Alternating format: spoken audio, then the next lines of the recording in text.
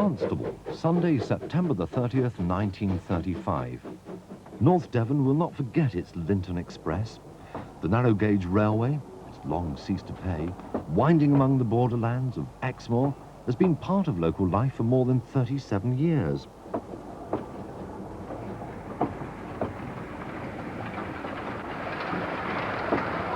There was real sadness, tinged with resignation, in the local paper. The whistle of a tiny, hard-working, narrow-gauge railway train would echo no longer across the green hills and valleys between Lynton and Barnstable. The track was only 1 foot 11.5 inches wide, the engines midgets compared with the Southern Railway monsters they connected with at Barnstable. But few railways could have been regarded with such affection. For the locals it was friend and helpmeet. For the holidaymakers it was the last thankful stage in a tiring journey before they reached the delights of the North Devon coast. Small it may have been, but its closure in the autumn of 1935 was a blow to the community, which should perhaps have served it as well as it had served them.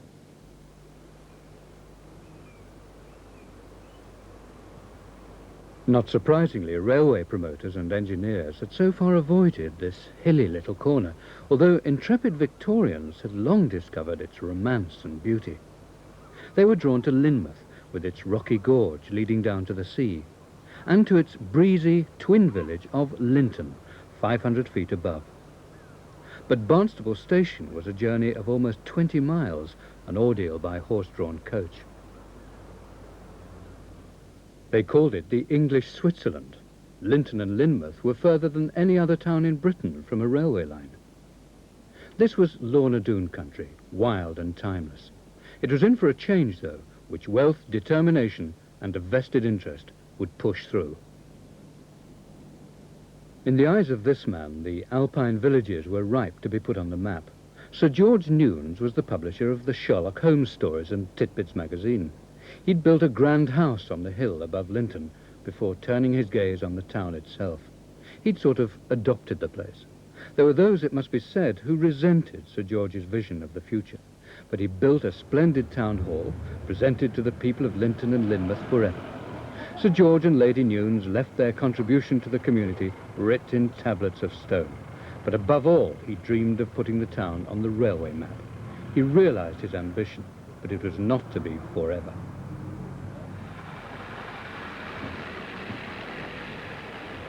His first achievement has endured. The cliff railway he built still saves a climb of 500 feet. Twin cable cars, powered only by water, link Lynton with Lynmouth down below.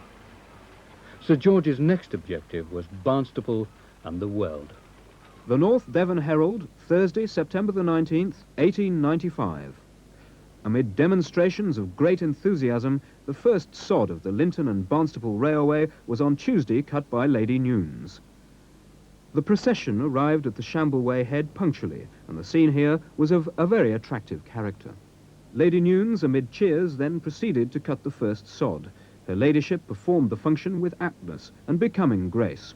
Having completed this duty, Lady Newnes said, "It gives me great pleasure to cut this sod today, and I wish to say how heartily I wish every success to the Lynton and Barnstable Railway."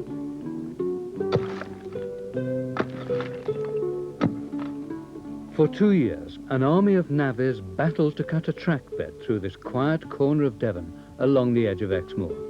Sir George was a champion of narrow-gauge railways, which could avoid the need for major earthworks by winding their way around the contours of the land, cutting costs. But this terrain tested the railway builders to the limit. You can sing of your soldiers and sailors, of the heroes who follow the drum, but for great feats of might and of daring, a new race of giants has come. They call us the bold navigators, hard-drinking, hard-fighting and strong. There are no finer boys in the nation, and I'll tell of the deeds that we've done. The share issue had been oversubscribed, such was local enthusiasm. The line was built to the highest standards, but alarmingly, costs doubled. The contractor was bankrupted, although the work was finished. The coffin would be 37 years in the making, but this was the first nail. The Ilfracombe Chronicle, May the 14th, 1898. There is considerable novelty about the new railway which has just been completed between Barnstable and Lynton, and which was formally opened on Wednesday. The starting point was naturally Barnstable. The station itself wore that peculiarly festive appearance which only hundreds of bannerets and flags can give, together with a judicious use of evergreens. When the line opened in 1898, John Rich was a little boy of 5. Well, you see, I was born May 2nd, 1893. And I suppose I was about 5 years, but I could remember things that were happening in those days better than I could remember things that happened last year. The railway, what I remembered at first, I was a boy. The main street in Lynton would be decorated up by these are wooden arches. The arches crossed over the street. They were all lit up. And then in the afternoon we had sports, and you went to your school for a tea. Sir George Newnes, who was received with prolonged cheering, expressed the thanks of himself and the other directors for the friendly way in which they had been given a send-off to that interesting little railway. He hoped it would lead to an increase in the prosperity of the people of Barnstable, as well as of those of Lynton. He hoped the people of Barnstable would take advantage of the line and visit the breezy heights of their little alpine village at the end of it. The party were for a few minutes subjected to the will of the photographer, and then the miniature carriages of the first Lynton train were invaded to the accompaniment of cheers upon cheers from the thousands of people assembled. The neat little train, its tiny wheels almost hidden under the frames, was an instant hit. It was a line full of character. Sir George had indeed redrawn the railway map. A big demonstration was awaiting the party at Lynton. Screams from the engine whistle, fog signals and lusty cheers on all hands heralded the arrival of the first train. It stopped outside the station, for a terrible obstruction in the shape of 3 silk ribbons suspended from posts either side of the line barred progress. Lady Newnes alighted from the train in company with the directors and others, and with a skillful cut severed the challenging bands in time to allow the train to pass. The cheering was deafening, and the striking up of the bands simultaneously added to the din. Photographers, amateur and professional, vied with each other to secure the choicest snaps and to gain records of one of the most exciting and thrilling sights ever seen in Lynton or the vicinity. All that I can remember is the part of that there hill being crowded with people, and then we had to go down to the school to enjoy our tea, and then we went out and had fun in the sports field. When the train came into being first, we thought it was a marvel, you know. Mr. Medway secured the first return ticket against strong competition, but as he confided to his daughter, he didn't want to lose it again to the ticket collector at Lynton. So my father, when he got back to that turn where you come down Dean Street now, he jumped out of the carriage, you see, and because they slowed down to come round the bend, and he jumped out of the carriage and ran down over the woods, you see, and kept his ticket. That's how he did it. In fact, nipping on and off without a ticket proved to be rather too easy on the quieter stretches of the Lynton, but the mainline station at Barnstable at least tried to look as if company rules were being taken seriously. Passengers must not cross the line.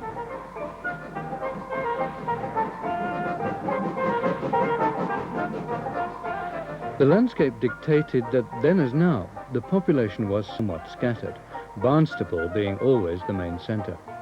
For the line to succeed, those 7 little stations along it were going to have to be well patronised.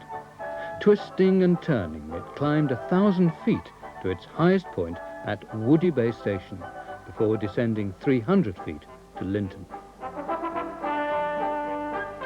The wayside stations were charming, yet like Bratton Fleming, often well away from the villages they served. Blackmore Gate, built like a Swiss chalet, was, if anything, out of scale with the handful of houses nearby and the narrow track.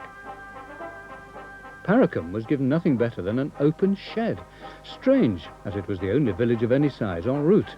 But it had failed to welcome the railway with open arms, so Sir George Newnes banished it to the status of a mere halt without even a goods siding. Woody Bay was grander, but like many Victorian stations was a destination in name only. Woody Bay itself was 2 miles away and almost 1,000 feet below. But Sir George confidently predicted a great future and a short connecting branch line for this rising watering place. Neither materialised. At last, the terminus, 1.5 hours and 20 miles after leaving Barnstaple. Lynton had 2 platforms and a goods shed. The passengers were only too happy to reach journey's end. "Lynton, Lynton!" shouted the station master. But just a moment. Tired and weary, the travellers were in for a shock. There was no sign of the town. Lynton was there, but a good 200 feet below and half a mile from the station, down a steep, rough road. So as not to be a blot on the landscape, the station had been built behind this hilltop, out of sight of the town, and incidentally, far from being an intrusion on the view from Sir George Newnes' own house.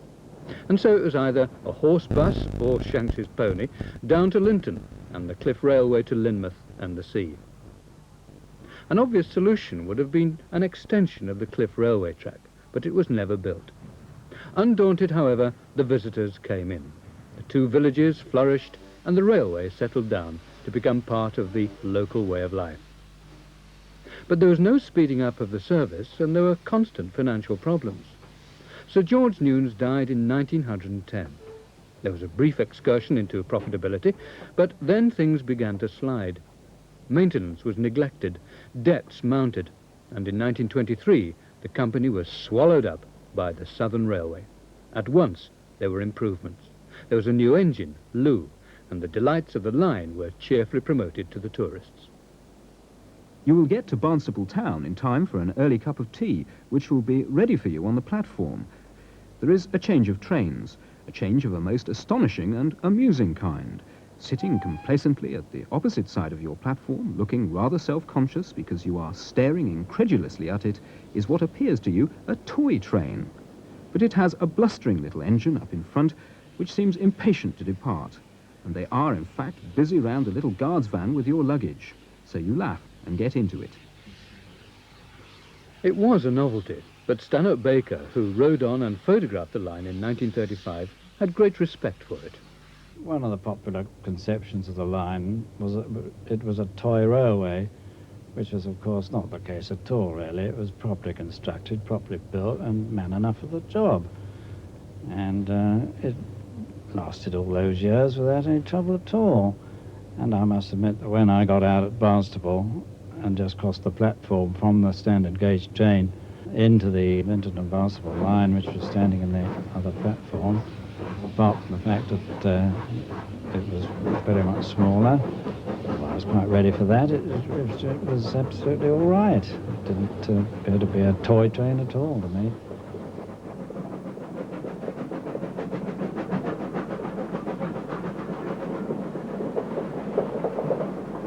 Not long after the start, you stop apparently in the middle of a field for no apparent reason, and you hear a voice call out something like "Snabber halt, Snabber halt," and you realise you're at Snapper Halt. And you look out the right-hand side of the train, you can see just a little shelter, I think, in the name board, that's all.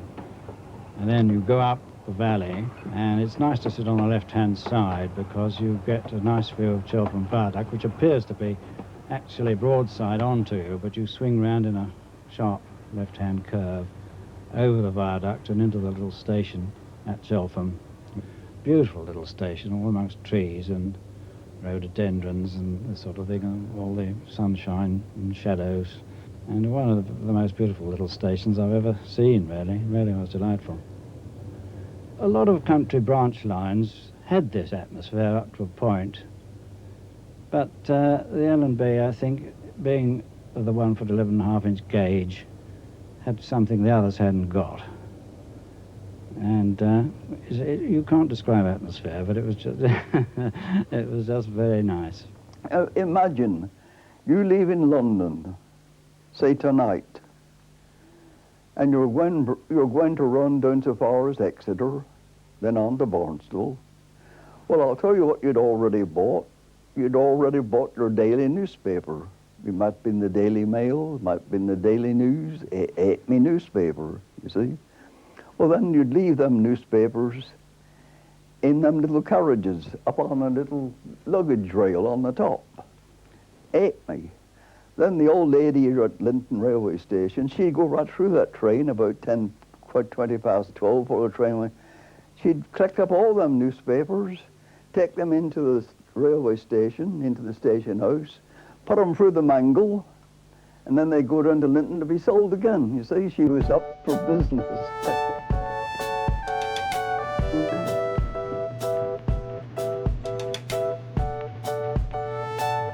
I found the staff very obliging. They took a pride in their job. I think there's no doubt about that. But all the stations were beautifully kept and the track was beautifully kept. Generally friendly and thoroughly pleasant atmosphere. Out of this world, you can't describe it really. It felt an absolute atmosphere of its own. It was delightful.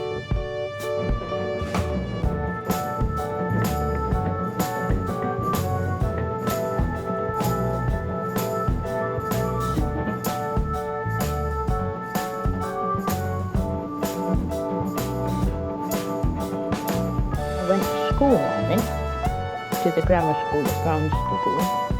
A whole team of us used to go up, you know, and the porters, if we were late, they'd come up and shout to us coming off the hood. We had to walk right up to the top, you see. Come on, you girls, come on, you girls. You know, they're good to us. When I was at Bardwick School, we used to bring up to the station the red library books and collect 2 boxes of the new editions for us children to read. We used to sit in class and turn our heads around and see the train going around the top of Kippsland. And the teacher used to say to us, "You've seen it before, now pay attention to what I'm saying."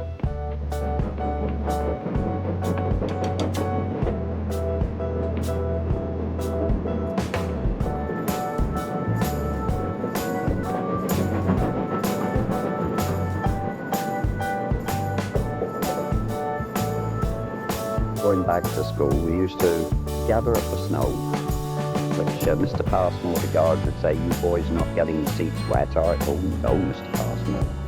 And then it was quite normal to shut one of the boys out, and he'd run the length of the platform, easily keeping up with the train, and then leap aboard. It used to accelerate to probably 10, 15 miles an hour, and then of course you'd hear the vacuum brakes go on because there were so many cars on it. And I believe, I don't know if I'm right, but I think it was the more bridges, viaducts and whatnot than any other stretch of the railway for its length.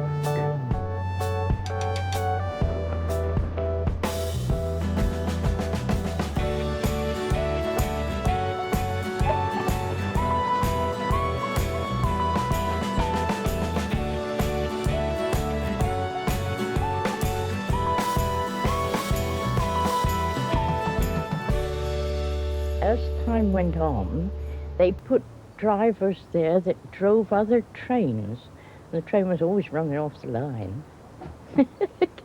You know, they'd send out another one to fetch you, sort of style. It was quite a Heath Robinson up there. They had 1 rogue set of bogies, and if they used that truck, you can bet your bottom dollar that it used to come off the track. But I can remember them saying, "Oh, train's late again because it's come off the track and blimmin' old bogies." The Little Wheels did leave the track quite frequently, but in its 37 years, the Lynton and Barnstable never killed or even injured a single passenger. The odd derailment was tolerated patiently. Hopping on and off the train was, after all, part of the fun, and could save you the price of a ticket. Us never used to pay because us used to go out there Kingsbury Wood, and he'd come along, us used to open the door, jump on and get off before he got the coffins. Out through the wood there, he'd be crawling. Oh, that's where he used to go out there picking primroses, jump off a train, pick a bunch of primroses and jump on again. Yeah. You know, it was a bit of a climb out there for him because he was puffing a bit, you know. Yeah. He used to go puffety, puffety, puffety, puffety. I think I can do it, I think I can do it, I think I can do it. Yes, I've done it. I've done it, I've done it, I've done it, you know. That's what we always used to put the rhythm to the puffing of the engine. He'd be going along a nice confluence speed one time, and all of a sudden, he'd come to incline and he'd go right down.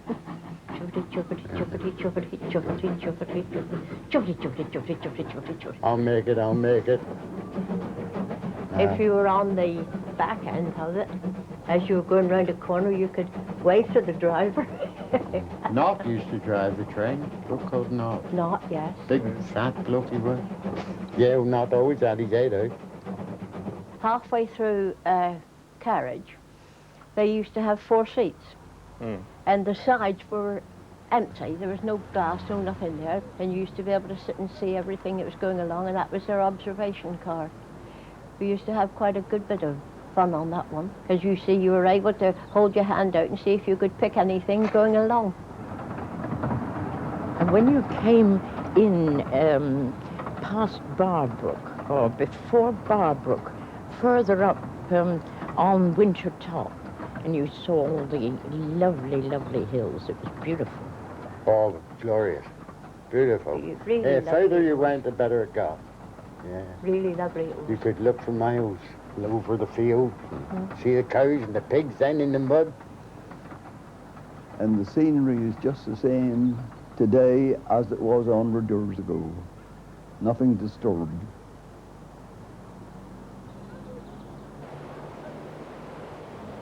The memory of the disastrous flood of 1952, when a raging torrent filled the gorge and swept away houses in Lynmouth, still lingers in the area.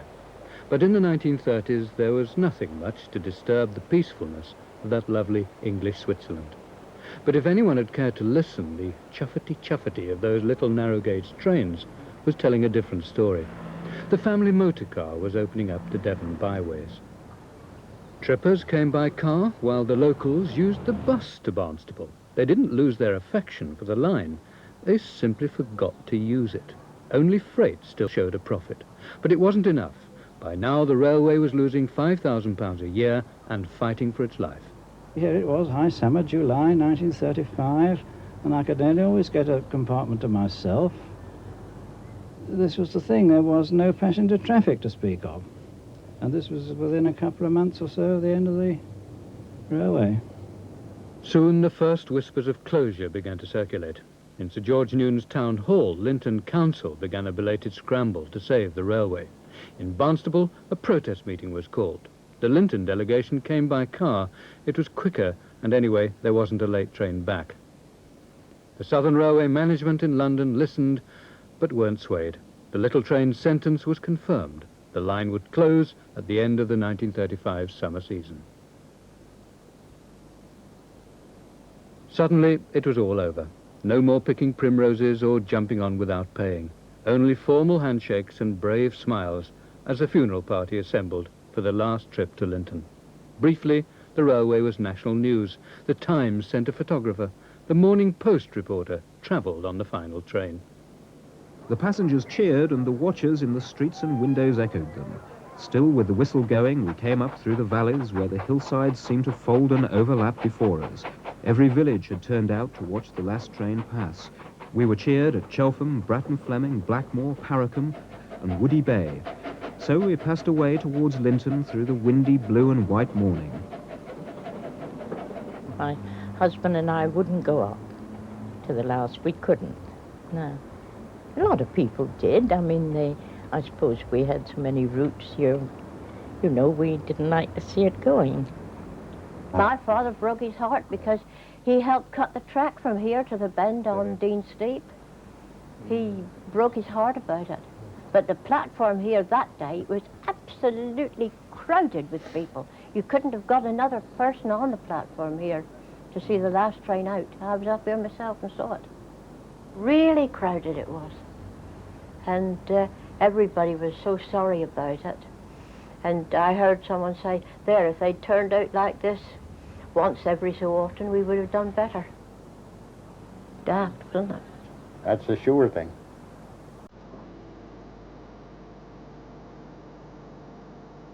Not since that optimistic day in May 1898 when the line opened had there been such a crowd. Many had been present at the baptism and also turned up for the burial. But it was too late. The Lynton and Barnstable was already slipping into history.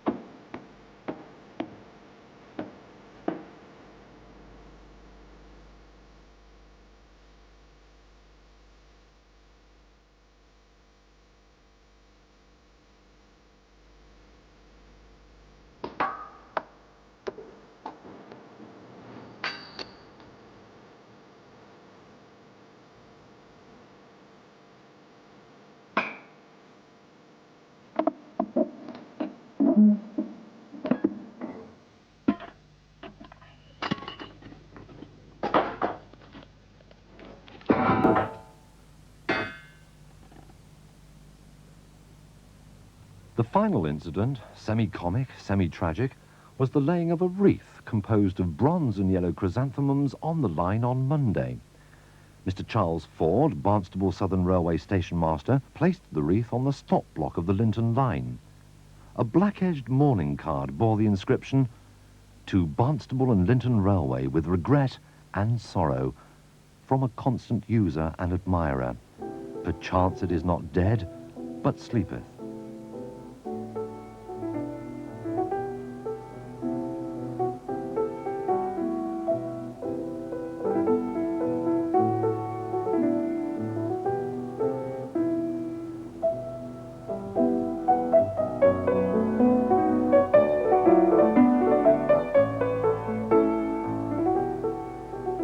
O little train to Lynton, no more we see you glide among the glades and valleys and by the steep hill's side. The fairest sights in Devon were from your windows seen, the moorlands, purple heather, blue sea, and woodland green. And onward like a river in motion winding slow, through fairylands enchanted thy course was wont to go, where still the hills and valleys, in sunshine and in rain, will seem to wait forever the coming of the train.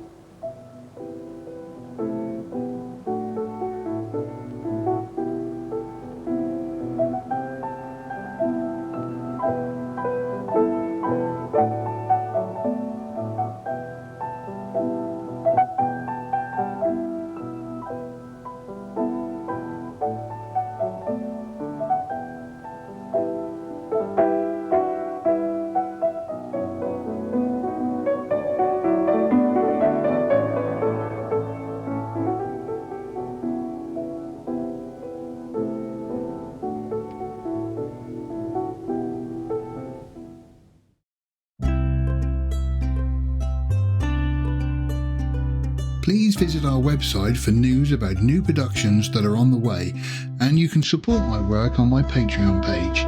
Thank you.